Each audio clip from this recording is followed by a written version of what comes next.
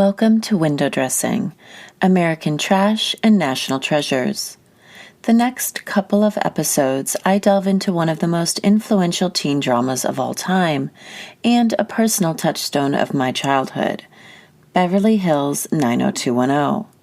Specifically, Tori Spelling's character, Donna Martin, and Tori's life post-90210, including her very public divorce, her reality show True Tori, and her two podcasts, Misspelling and 90210MG. This week, I focus on one episode of 90210 in particular, and its real-world subject matter, the international modeling market. 90210 was rebooted in 2008 with an all-new cast, and then again in 2019 with the original cast. The 2019 reboot was a bit different. It was a sitcom about the reboot of a sitcom, 90210. The actors are playing themselves, not the characters on the show. The premise of the original 1990s 90210 is much like the hit Canadian TV show Degrassi Junior High. Only this was high school, not middle school, and these kids were from Beverly Hills. They were blonder, richer, and drove hotter cars. It was the American teen dream wrapped up in a coiffed blonde bow, if not for the real trials and tribulations that affect all American teens, even, and sometimes especially, the ones from Beverly Hills. This was an Aaron Spelling show. His daughter, Tori Spelling, was 16 years old when the show was picked up for its first season by the fledgling Fox network. She wanted a part on the show. She was given a role as Kelly Taylor's sidekick, Donna Martin, after reading for the part of Kelly Taylor. Jenny Garth plays that part. She will have her own episode in the coming weeks. Donna was a tertiary character for the first season, only coming out of her shell on the season 1 finale, wearing a hoop skirt and frills to the spring fling. She showed a flair for comedy, the Lucille Ball brand of physical comedy. I will talk about that episode and other moments of high comedy as I move along through the series. Tori recently brought up a connection between her and another famous comedic actress, Judy Holliday. She said that it was a comparison she often heard during her 90210 days. Donna Martin, and by extension Tori Spelling's identity as funny, was wrapped up in being dumb and overeager. These are direct descriptions of the kind of roles Judy Holliday played in films like Born Yesterday, and my personal favorite, It Should Happen to You. The latter is about a woman, Gladys Glover, who purchases a billboard with a picture of herself on it so she can be somebody. It's a wonderfully sweet film that inspired the likes of Angelique, the pink Corvette-driving blonde who paid for her own billboards around Los Angeles. She is beyond a local Los Angeles celebrity. She is a legend. Dare I say, swaths of American culture that are carefully preserved and maintained in the hearts of young girls in Hollywood started with Judy Holliday's brand of being somebody. It's the American advertising angle on womanhood. So is it really that strange that during 90210's heyday, people would compare Tori to Judy as a way of clarifying her type? No, it isn't. I also want to point out that it's about fucking time we show Tori Spelling a little less disdain and a little more respect, both as her own woman and as a member of Hollywood royalty. I understand people find it difficult to relate to wealthy women, whom they feel didn't earn money.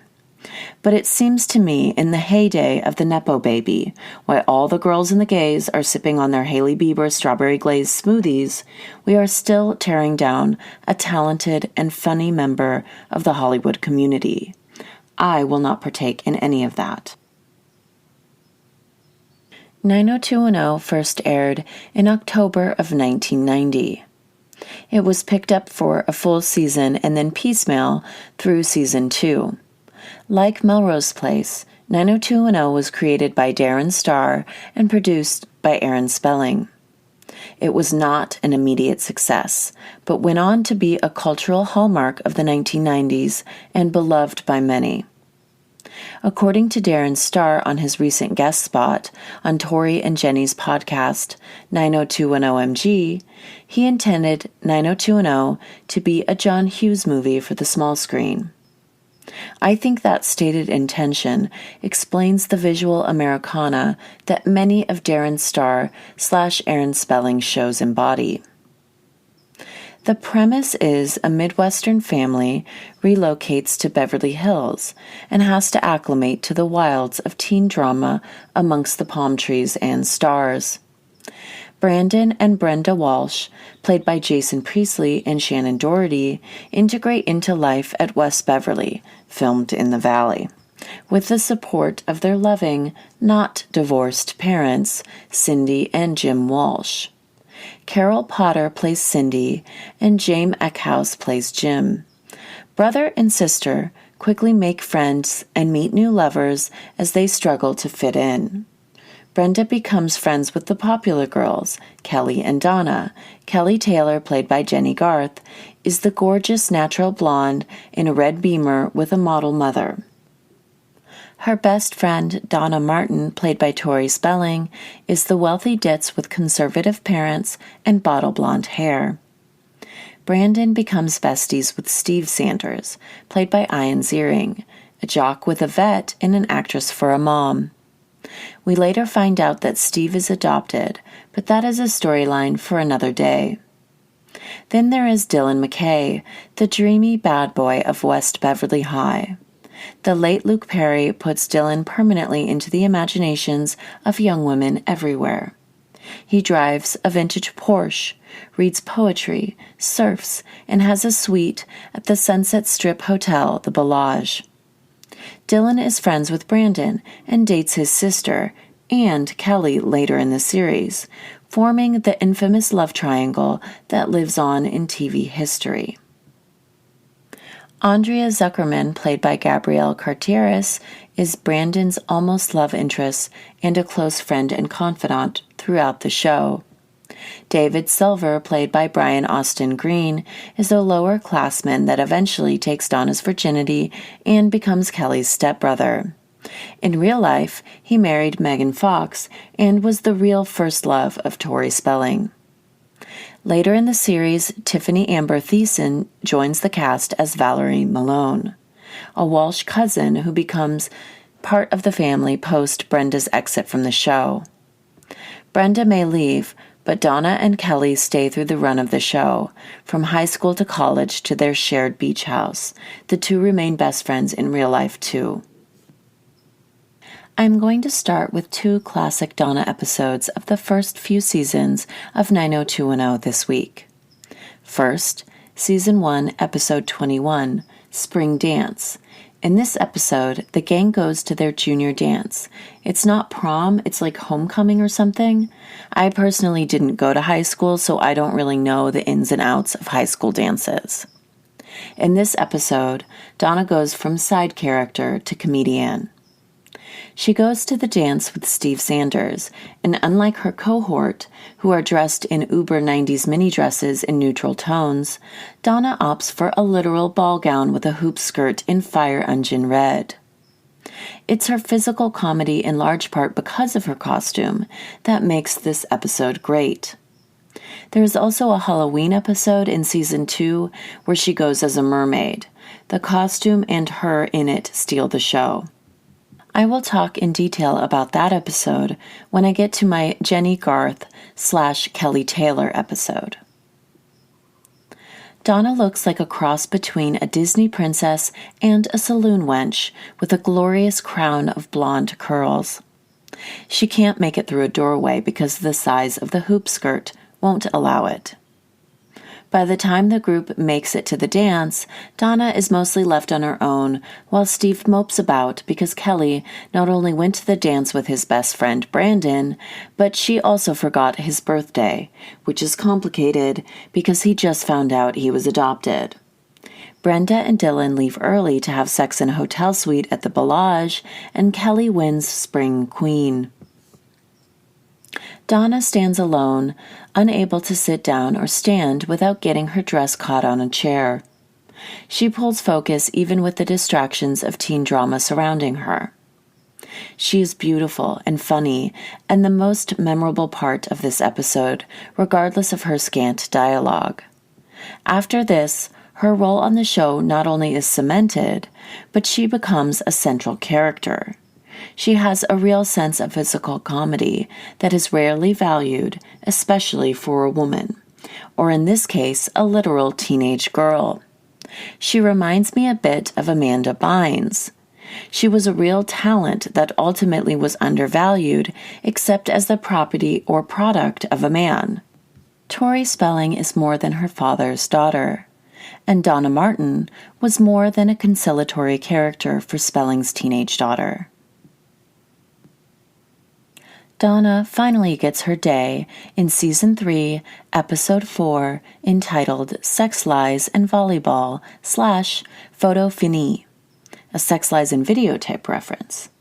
I think Melrose Place had a similarly titled episode. The second storyline, entitled Photo Fini, contained in the same episode, was written by a different writer. The first part of the episode, the Sex Lies and Volleyball part, was written by Darren Star, Chris Brancato, and Kenneth Biller. The second part, Photo Fini, was written by Karen Rosen. In this single episode with two titles, Donna and Brenda go to Paris. Originally, it was supposed to be Kelly and Donna, but because of the problems at home between Brenda, Dylan, and her dad, she went in Kelly's place. This initiates an affair between Kelly and Dylan, who are left alone together in LA over the summer. This affair turns into a relationship, which turns into a love triangle. Brenda has her own romance with an American in Paris, and Donna gets scouted to become a Parisian model. This episode aired in August of 1992, 4 years after the 60 Minutes report, American Girls in Paris, came out in 1988. This is one of the first big exposés of the foreign modeling market. There was another exposé in 1999 by the BBC that only aired once and was soon retracted. The men exposed in both continued to work with models at the top of their industry. We had to wait all the way until 2022 for another exposé to make a difference. The 3-part Sky docuseries called Scouting for Girls, Fashion's Darkest Secret, that came out in 2022 is a major source for this episode. The subject is the sex trafficking, exploitation, and rape of teen girls in the foreign modeling market from the 1980s through the 2000s. So, my entire lifetime. This series is in large part based on a Guardian article that detailed the accounts of several women who had been abused as teens, and the 1990 book by Michael Gross called The Ugly Business of Beautiful Women. Modeling agents, 4 top agency heads specifically, acted as pimps and predators to these young, impressionable, and often desperate women who came to Paris to make it as models, often sent by their American agencies overseas for bigger and better opportunities. The majority of the men in the recent docuseries are now dead, except for Gerald Marie, who has escaped prosecution for child rape because of a 30-year statute of limitations attached to his crimes. The one man among this group of agency heads who was prosecuted for raping young girls hung himself in prison, just like Jeffrey Epstein. Jean-Luc Brunel. Brunel headed Karen Model Agency from 1979 to 1988. Gerald Marie was the Paris head of Elite from 1979 to 2004. He was working with models as recently as 2019 and is still alive and, as I mentioned, has escaped prosecution. I grew up with the warnings to beware modeling scouts, photographers, and the like. It was a cliched warning by the time I was 14 in the late 1990s. Prime age for a career in modeling. Tori Spelling and her character Donna were in their late teens in this episode, and Donna was still a virgin, which I mention because these predators that ran the high fashion world in France had a game involving scoreboards that kept track of the women they bedded. Virgins were worth extra points. Marie was quoted as saying by a former colleague that virgins weren't photogenic, which of course necessitated their rape at his hands or his friends' hands. Donna feels like a dunce initially in Paris. She is having a difficult time picking up the language because of her learning disability, and she hates the smell of cigarette smoke. But one day, while being called an idiot by a bakery clerk for not speaking good enough French, Donna is spotted by a female modeling scout. The scout sees the American girl with frosted blonde hair wearing a resort-wear Marimekko-style shift dress in pink and brown with understated fringe at the hemline and thinks, she's got the look. Donna had just finished giving a spirited speech to the bakery clerk in her own defense. She said to the woman who mocked her, "Je suis American, and if you don't like it, too bad." That's right, Donna, you're an American, and we do like it, and so does the modeling world. The agent gives her a card, and before you know it, Donna is being photographed by a sleazy but talented photographer named Pierre, played by Max Coppola. He is married with kids, so she thinks she is safe. She feels special and pretty. She no longer feels like a failure, a dumb blonde, a ditz. She is powerful. This validation she has not only been desiring, but that she deserves, extends to Tori Spelling, the teen playing the teen. For years, in fact, for her entire lifetime, Tori has been mocked, slammed, and occasionally praised in the media by people that think she isn't good enough to deserve her success, doesn't look right, act right, live up to the industry, her father, and so on. Imagine what that must have felt like when she was a teenager. Now, do you really think it's appropriate at this stage in the game to be reaming women for their looks, disparaging them for their perceived lack of talent that is based in nothing but the culture's predilection for tearing down women that we think are ditzy and therefore undeserving? It's fucking gross. And it is exactly why young girls in the modeling industry were allowed to be sex trafficked and raped openly for decades. Because they were models and signed up for being property. Asking for it, according to our culture, is any woman that feels and acts like a girl at any point in her life, especially if she dares to derive power or money from that position. We see the modeling scout's discomfort with the attention Pierre is giving Donna in an epic montage sequence of red, white, and blue dresses, or blue, white, and red depending on your home country. One such number includes fringed red cowboy boots, so I think it's safe to say it's the American flag cleverly referenced in these oh-so-chic Parisian looks. Pierre is wooing Donna through the camera lens, coaxing and complimenting her. She thinks it is all in service of the shot. But when he sends her home with a 2-year contract to sign, Brenda echoes her bitch friend, who is also on the trip, Maggie's, sentiments. She thinks Pierre is after more than a signed modeling contract. Of course, the implication alone is offensive to Donna.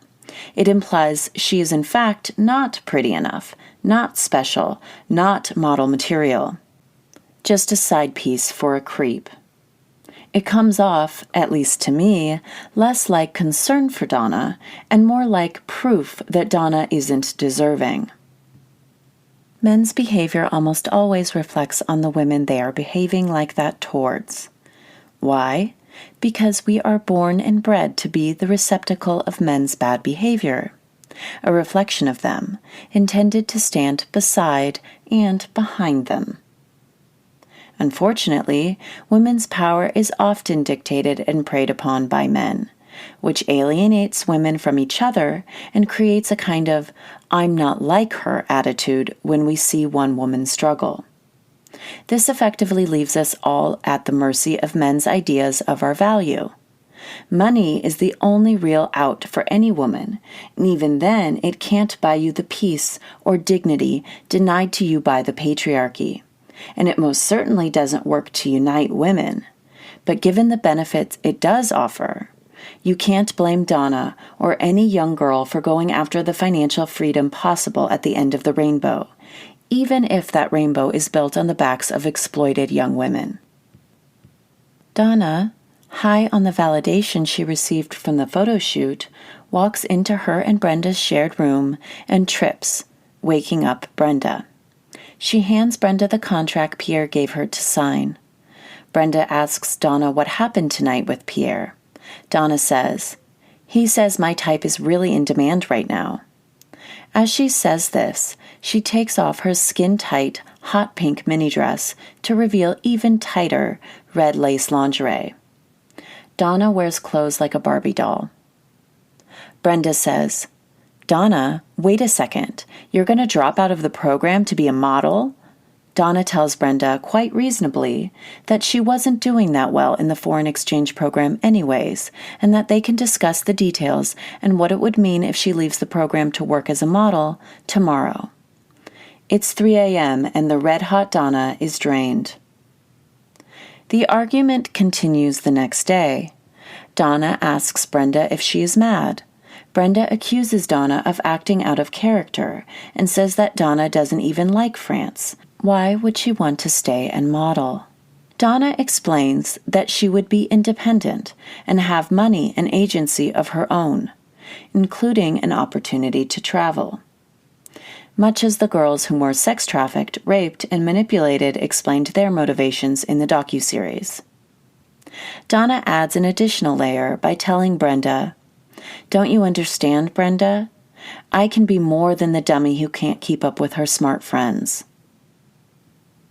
This is an especially poignant and direct description of how Donna has been made to feel by her friends and society.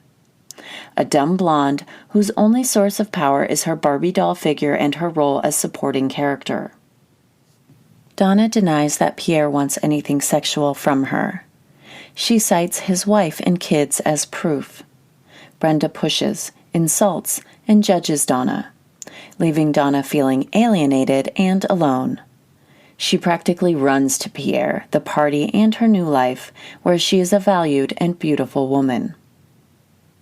Unfortunately, when men are the one making the value judgments, women always come up short. Donna arrives to the party wearing a precursor to Carrie Bradshaw's opening sequence tutu and tank look in Sex and the City. She is wearing a yellow, short tutu-esque skirt with a bodice tank covered in daisies. Her hair is done in her signature side swoop, and her giant Bambi eyes are carefully lined and shadowed. The observation that this look is a precursor to Carrie's comes from the third host of Tori Spelling and Jenny Garth's 90210 Rewatch podcast, 90210MG, Stephanie Beacham. Pierre immediately introduces Donna to the agency head, Christophe, with the directive, "Everyone else you can yawn in their face or step on their toes, but not him." Upon the introduction, Christophe kisses Donna's hand. The modeling scout watches with concern from across the room. In the Sky docuseries, they featured one female booker in particular.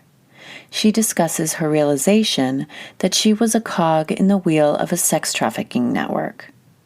Another model says outright that the people that did nothing and looked the other way, allowing her to be abused and systematically raped, were just as culpable as her abuser.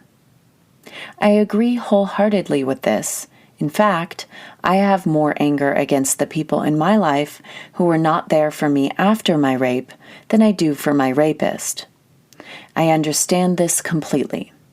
But I also think it's important to say that culturally, we put an incredible amount of responsibility on women to stand up for other women without considering the system we are asking them to fight is literally designed for them to fail. How can we expect a female booker or agent to stop the head of an internationally known modeling agency from raping a young girl? that woman would be crushed in the process. The best we can expect from others and ourselves as women is to face reality, bear it, and speak it when it is safe to do so. That disappointing truth about the world, when told, is what will protect young girls and women. When the party is over, the modeling scout offers to take Donna home, desperately trying to take control over the situation and prevent Donna from being harmed or exploited. Pierre refuses and literally waves her away, leaving Donna alone with him. Pierre offers her wine or food. She refuses both.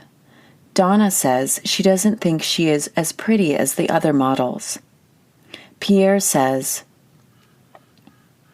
"Donna, there is something fabulous that happens in a young girl in that fleeting moment when she becomes a woman.